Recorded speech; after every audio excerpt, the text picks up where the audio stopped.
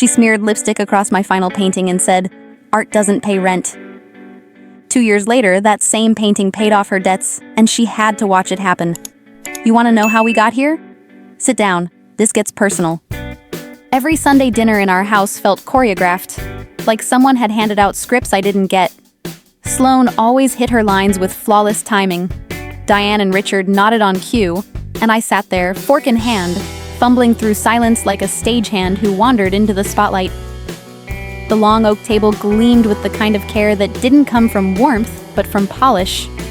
Diane laid out glazed meatloaf sliced to Instagram symmetry, bowls of mashed potatoes that never had lumps, and steamed green beans arranged like they were posing for a cookbook cover.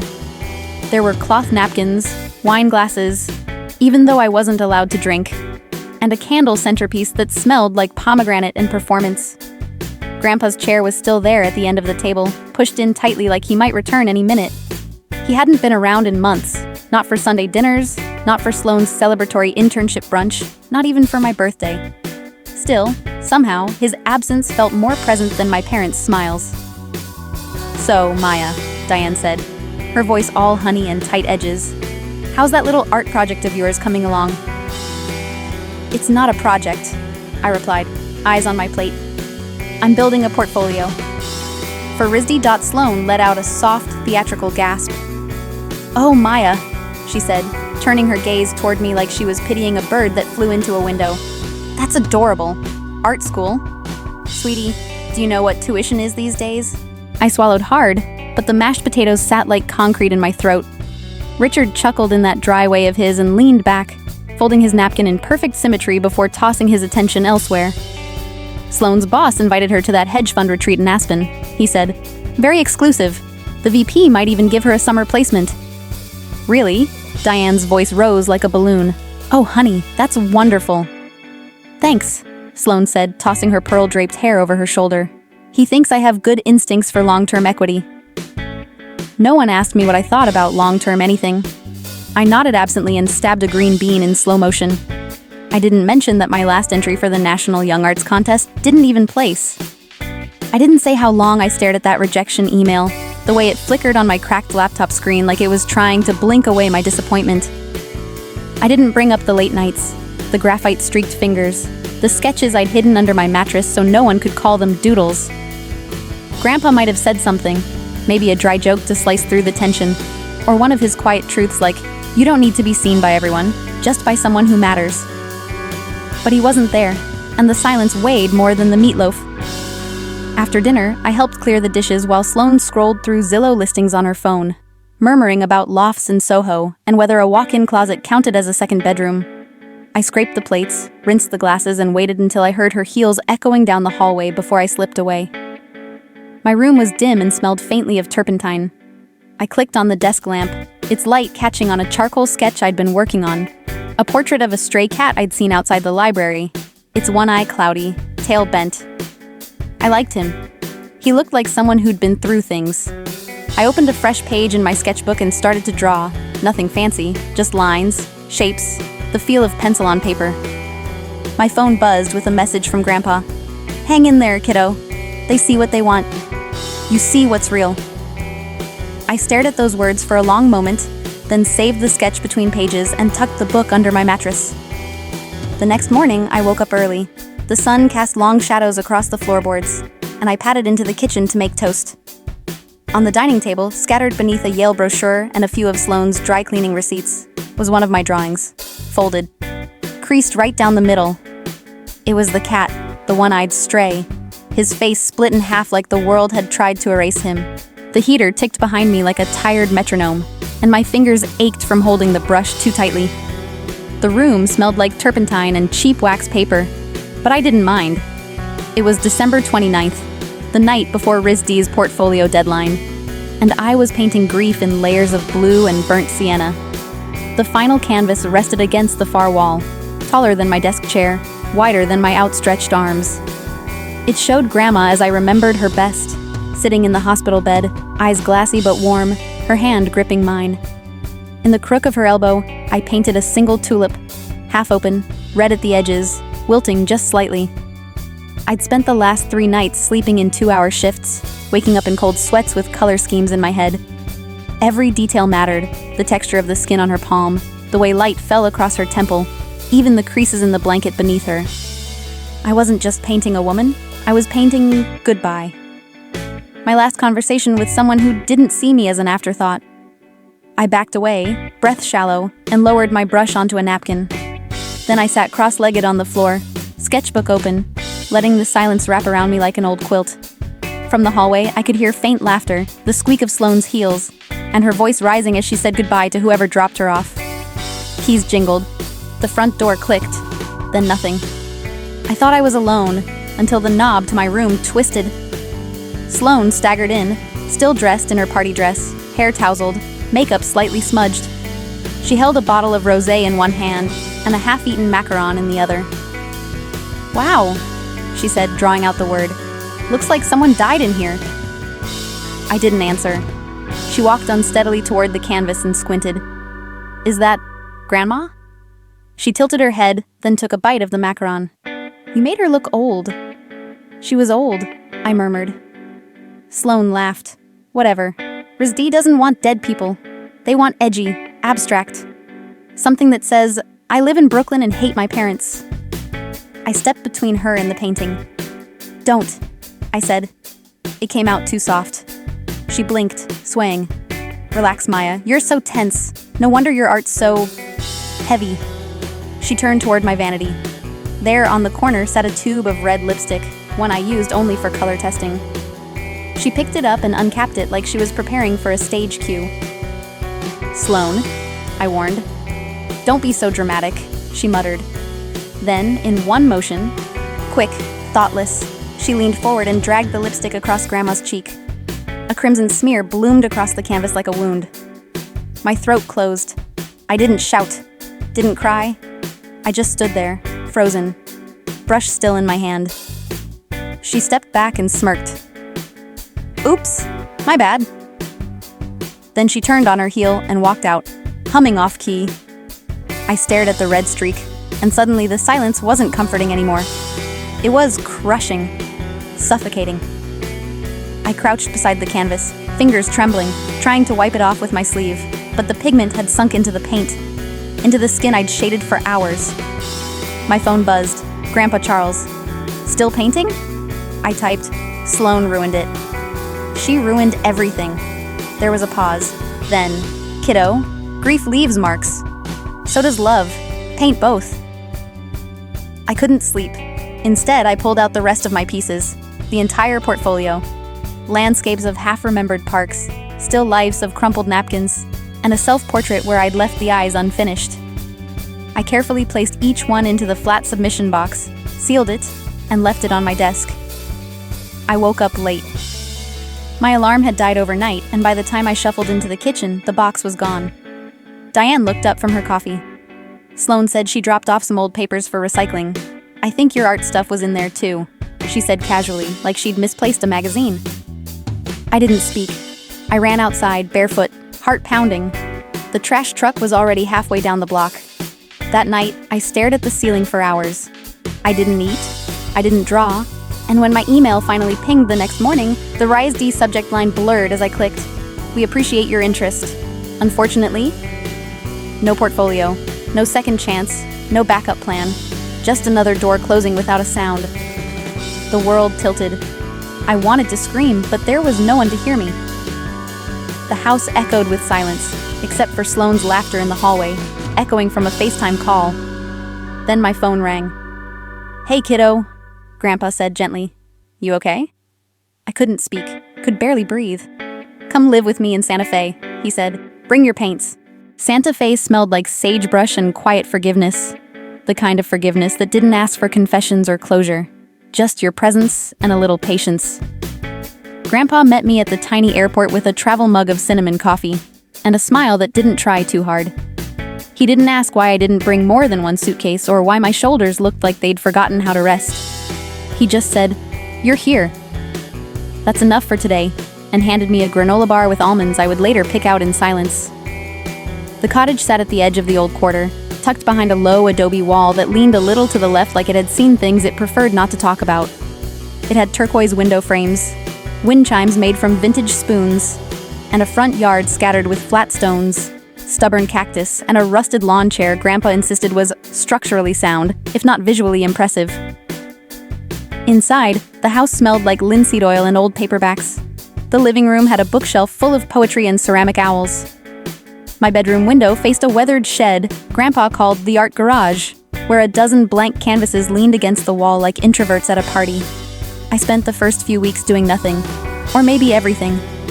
I woke up early and sat by the window, watched shadows crawl across the floor, went on walks, let the sun bronze my forearms. Sometimes I sat in the garden and listened to the wind until I stopped needing it to say something back. Grandpa never pushed. He'd just knock on my door some mornings with a plate of blue corn pancakes or a new set of watercolors and say, "This one's for the messy days." When I didn't paint, he didn't ask why. When I did, he didn't critique. He'd just nod and mutter something like, "That shadow knows what it's doing." One afternoon, I found a dry animal skull near the arroyo behind the house. I brought it back, placed it on the kitchen table, and painted it under shifting light for hours. It wasn't sadness I painted anymore. It was stillness. Quiet things. Things that didn't ask to be seen, but deserved to be remembered. Eventually, Grandpa invited me to the weekend flea market. "Just bring a few sketches," he said. "No one's grading anything." We set up a folding table next to a booth selling lavender soap and another with vintage belt buckles. I laid out 3 bookmarks, each one painted with a different desert bloom, and a few tiny framed watercolors. I didn't expect to sell anything. I didn't even expect people to stop. But they did. An older woman in a denim vest paused, studied a painting of a single sagging flower, and whispered, "This feels like my sister." Then she bought it without asking the price and pressed my hand like we were both holding something fragile. That night, I couldn't sleep. I thought about all the people I'd never meet. People like her, carrying quiet grief in their pockets. People who might never call themselves artists but needed to say something anyway. I opened my old laptop, the one with the cracked corner and paint under the keys, and started building a simple blog. I called it Ghost Canvas. It wasn't fancy. Just a landing page, a few of my own anonymous paintings, and a form. Send me what you've made and don't know where to put. The next morning, my inbox was empty. By the end of the week, I had 3 messages. One was spam, one was a thank you, and one stopped me cold. Subject, my kitchen table. A single mom from Nevada had painted her kitchen during a night she couldn't sleep. The watercolor was rough but raw. A chipped blue mug, unpaid bills stacked by a half-eaten sandwich, a toddler's sock under the chair. She wrote, "I don't know if this is real art. I just needed someone to see it." I stared at the screen for a long time, the way I once stared at Grandma's hands while they held mine. Maybe art didn't need a gallery. Maybe grief didn't need permission. I thought, what if there's more of us than we think? I didn't know what going viral meant until someone cried over my grief and uploaded it. The morning it happened, I was barefoot in the kitchen, stirring honey into Grandpa's chamomile tea while the studio filled with late spring sunlight. The art garage, as we lovingly called it, hummed with quiet activity, mostly the soft rustle of paper and the occasional email ping from the laptop I'd nearly abandoned before Santa Fe. The radio murmured jazz in the background. Ella Fitzgerald, maybe. She always felt like home. Ghost Canvas had never been about recognition. It started as a whisper between strangers, people like me who had more feeling than words, more memory than they knew what to do with. I uploaded my grief series anonymously, one by one, in a dusty corner of the internet where I assumed no one would look. But someone did. A young woman in Michigan, college freshman, soft freckles, eyes wide like a child who just met sadness for the first time. She filmed herself sobbing in front of my painting, my unsigned piece. I recognized it instantly. Grandma's silhouette facing away, tulip petals falling from a bedside vase. The video was less than 20 seconds. She didn't speak. She didn't need to. Within hours, the Ghost Canvas inbox filled like a sink left running. Messages came in from everywhere. North Carolina, Oregon, Tokyo, nurses, delivery drivers, grieving sons, burnt-out teachers, mothers who'd lost children, veterans who hadn't painted since war. They sent photos, drawings, scraps of journal pages with ink smeared from crying. Each one said, in some form or another, I thought I was alone. I answered everyone I could. I didn't sign my name. Thank you for sharing this, I'd write. Yes, it belongs here. The site crashed 3 times that week. Grandpa wandered in during one of those moments, holding 2 mugs and wearing his paint-splattered cardigan. He glanced at the frozen screen. That a good thing or a bad thing? He asked, handing me a mug. Both, I said, accepting it. We sat in silence, steam curling between us. He tapped the table twice and said, You know, I once exhibited in a gallery in Taos. Nobody came but the janitor. Still counts. I don't want this to be about me, I said. He smiled. Then it won't be. In the weeks that followed, I made 3 decisions. I wouldn't give interviews, I wouldn't monetize, and I wouldn't stop. We added a submission form. Volunteers, some artists, some not, joined quietly through a hidden page I never advertised. They understood the rules. Honesty over polish, presence over perfection. One night, Grandpa and I sat on the back patio, wrapped in old quilts, listening to the desert wind. He had his sketch pad open, working on a watercolor of his coffee mug. He always said the best subjects were the ones you lived with. I heard you got mentioned on a podcast, he said. Twice, actually. Fancy? He didn't say more. He didn't have to. His hand reached across the bench and gave mine a gentle squeeze. Then NPR called, or rather, emailed. A producer wanted to talk about the anonymous artist changing the shape of grief online. I declined, of course, but she ran the piece anyway. Grandpa and I listened to it on the radio the next afternoon while eating slices of lemon loaf. A digital sanctuary where stories unfold through brush and ink instead of bios. Where trauma is not polished but offered. He leaned back, eyes closed, nodding along. Sounds like they got it. I smiled, unsure whether I felt pride or panic. Later that night, I uploaded a submission from a young boy, 9 years old, who painted his dad's shoes by the door after the funeral. The brush strokes were uneven. The message said, I hope it's okay to miss him forever. I cried for the first time in weeks. That's when I knew this wasn't just a project. Another came from a teenager who submitted a self-portrait with no face, just hands reaching outward. She titled it, When I'm Ready. I added them both. In between uploads, I tended to Grandpa.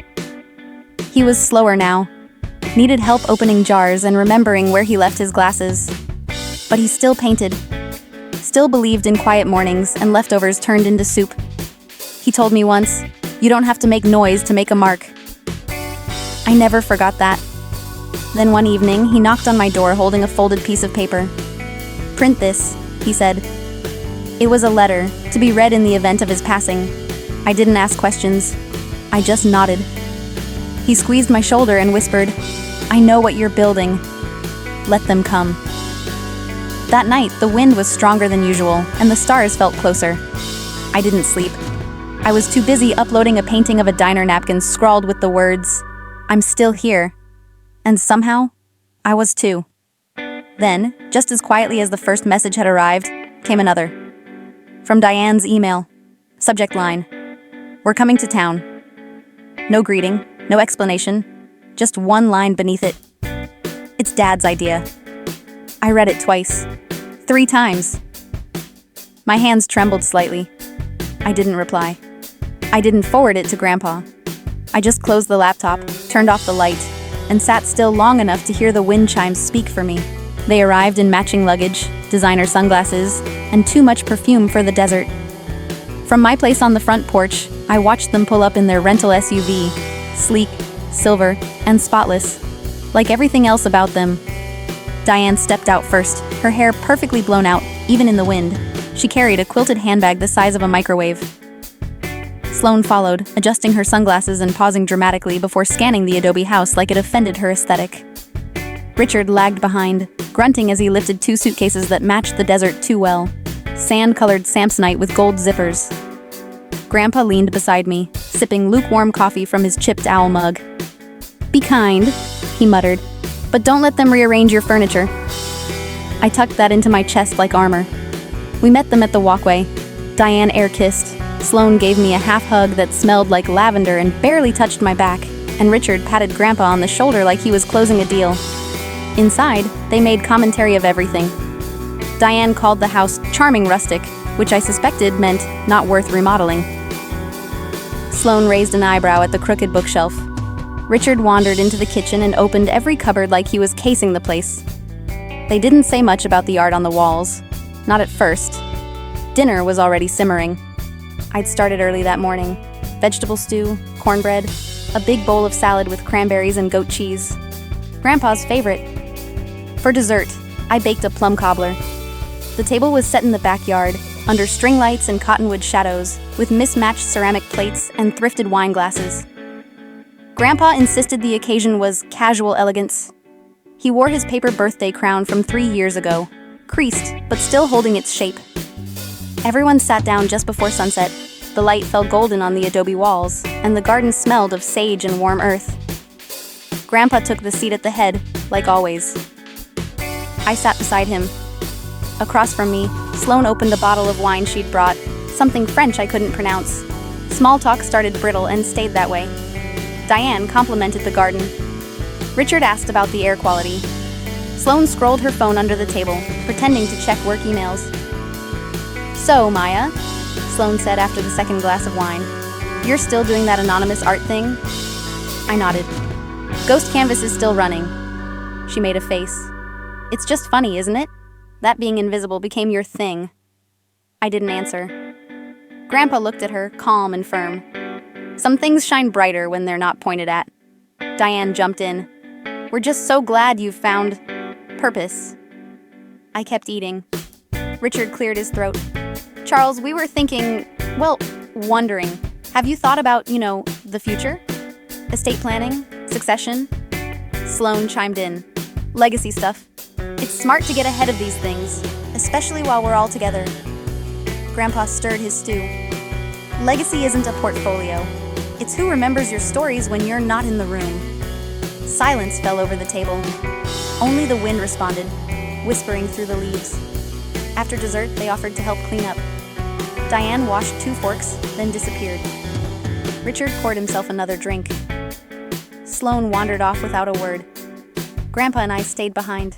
He picked at the last of the cobbler, eyes distant. "I never liked the word inheritance," he said finally. "It sounds like a transaction." He stood slowly, then pulled an envelope from the inside of his jacket.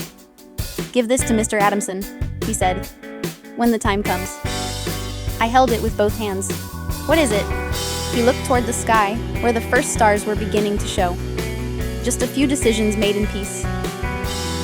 That night, the house was still. I went to the studio to clean brushes. The window was open. The room smelled like turpentine and quiet. As I wiped a palette, I heard footsteps behind me. Sloane stood in the doorway, holding her phone like a flashlight. "Oh," she said. "Didn't know you'd still be up." I didn't move. "What are you doing here?" "Just looking," she replied. "You've built something impressive." She took a step closer to one of my newer canvases, a desertscape in blue and violet tones. Her fingers twitched like she wanted to touch it. "I thought maybe you were wasting time here," she added. "But now I wonder." "Don't," I said softly. She raised an eyebrow. "Don't what?" "Don't act like you believed in me all along." She didn't respond. She just turned and walked out. I locked the door behind her. The next morning, I rose early. The sky was still pale. I padded down the hallway toward the sitting room, where Grandpa always read before breakfast. He was in his chair, back straight, eyes closed. The paper crown still sat on his lap. In one hand, he held a paintbrush. The canvas in front of him was untouched, white and waiting. I stood there for a long time. Then I sat beside him, took the brush gently from his fingers, and whispered, "I'll finish it." I didn't tell anyone right away. I just sat with him in the stillness, the light slowly rising across the floorboards. Birds were waking. Somewhere outside, a wind chime caught the faintest breeze, releasing a single, uneven note.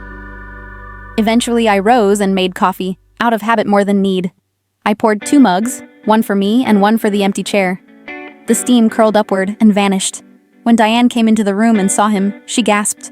Her hand flew to her mouth, mascara already smudging under her eyes. Richard called the necessary numbers.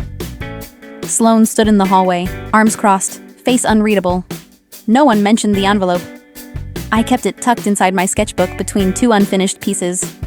That evening, as the house grew quiet again, and the first layer of mourning turned procedural, phone calls, emails, arrangements, I returned to the studio. The canvas Grandpa left behind was still blank. I stared at it for what felt like hours. Then I picked up a pencil and made the first mark. Not perfect, not planned, but mine. Sloane wore a power suit and a victory smile until Mr. Adamson opened the envelope. The law office smelled like leather and freshly ground espresso. A machine hummed somewhere down the hall. The windows let in muted Los Angeles sunlight filtered through horizontal blinds, casting neat shadows across the table. Folders stood like monuments between us, thick, sealed, and final. I wore the same thrift store dress I had on when Resd rejected me.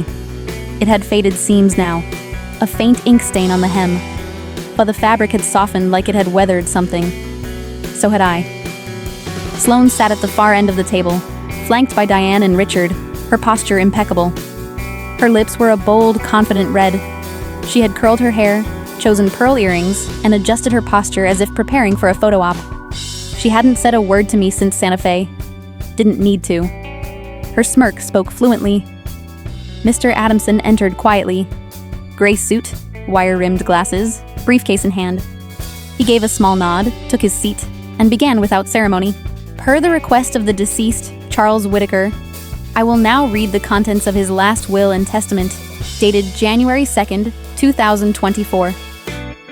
He paused, unfolded the envelope I had delivered, and removed a typewritten page. His expression didn't change, but I caught the faintest breath he took before reading.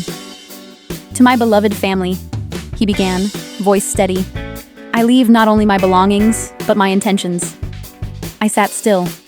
I hereby bequeath the entirety of my estate, including the Santa Fe property, all financial assets and investment accounts, valued at approximately $12 million, to Maya Bennett. Silence, thick and fast. Sloane blinked first. "Excuse me?" she said. Mr. Adamson continued without looking up. "This decision is final, and was witnessed and notarized. A personal letter follows." He picked up a second page, this one handwritten, slightly smudged at the corners. "To Maya," he read, "who saw the world in colors we ignored, who painted pain with grace, who taught me that silence doesn't mean absence, and invisibility isn't the same as failure." I closed my eyes, just for a second. "To Sloane," he continued, "who measured life in accolades and always looked in mirrors. You counted gold that wasn't yours to begin with. Maya mined her own." Diane gasped. Sloane rose, her chair screeching backward. "This is a mistake," she said, voice tight, sharp. "He was confused. He wasn't of sound mind." Mr. Adamson raised an eyebrow. "The documents are airtight, Ms. Whitaker. He was very clear." Sloane looked to Diane, then Richard. Neither moved. Diane looked pale. Richard was suddenly very interested in the floor. Sloane turned to me. "You don't get to play saint now. You think art makes you noble? You think being pathetic for a decade earns you everything?" I didn't flinch. "I'm filing an injunction," she added, "and I'll sue you if you try to use any of my likeness in your little show." I stood calmly. "I'll pay your debts," I said. "But the house? That stays." She stared at me. "I'm turning it into a residency," I said, "for artists like me. Like us, once." "You're not serious." I gave a small smile. "I'm always serious, just quiet." She left without saying goodbye. Mr. Adamson slid a final folder toward me. "It's all yours." Outside, the city buzzed. Inside me, something settled. Weeks passed. The Santa Fe house became the heart of something new. We called the residency the Table after Grandpa's birthday dinner. We opened the first exhibit on a spring evening. I wore the same dress, didn't need anything else. The main piece was from my Grief series, the original canvas, smudged with red lipstick, raw and cracked. Next to it, I'd framed two documents, Sloane's cease and desist letter claiming ownership of the lipstick motif, and Grandpa's final handwritten note. Below them, a small placard read, "Still starving." Visitors wept. Some didn't speak. Some left notes tucked in the corners of frames. I didn't give speeches.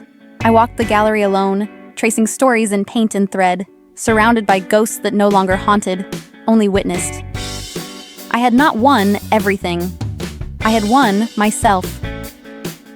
In the weeks that followed, the legal noise faded, replaced by movement, quiet, honest work. I spent my mornings sorting through submissions from all over the country, sketches drawn on receipts, portraits painted in hospital waiting rooms, collages made of grocery lists and obituaries. Ghost canvas became the archive. The table became the place. The kitchen still smelled like Grandpa, coffee and wood polish and oil paint. His boots remained by the door. I didn't move them.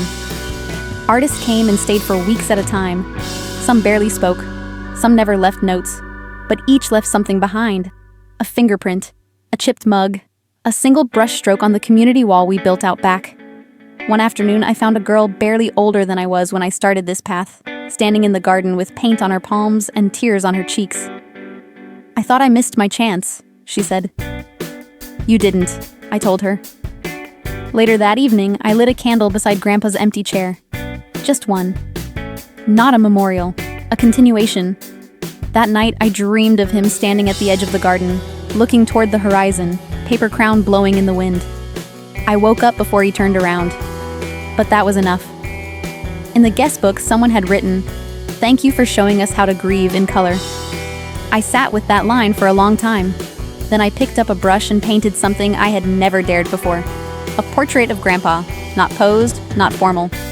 Just him in his chair, coffee in hand, eyes full of light.